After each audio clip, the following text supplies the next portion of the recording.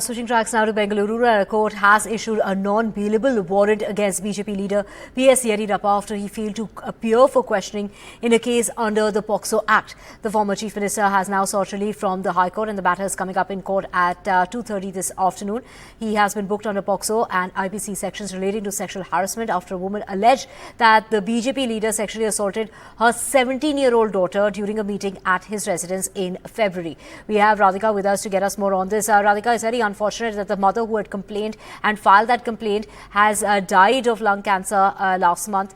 Take us through the details of that case, and also, it's the BJP claiming that it's all, it's the Congress, and claiming that this is vendetta politics and nothing beyond that.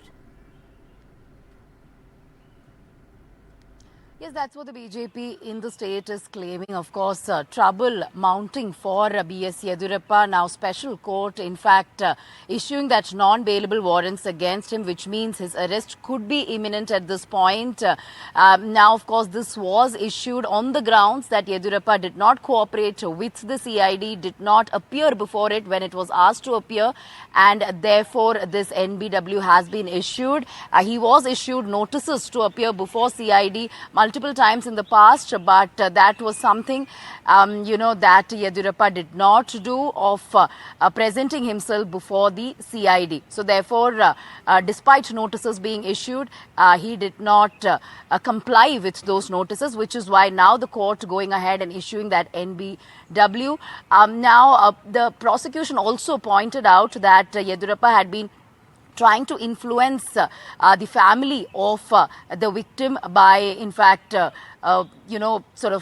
giving them bribe and trying to destroy the evidence. So therefore, it is important that he be questioned in connection with the case, which is why now NBW has been issued. Of course, before the Karnataka High Court, Yediyurappa has approached with two petitions, one to quash the FIR against him and another which is an anticipatory bail. Of course, he, issued that, he filed for anticipatory bail post this order of NBW by special court. Now this will be heard by the by Karnataka High Court at about 2:30 p.m.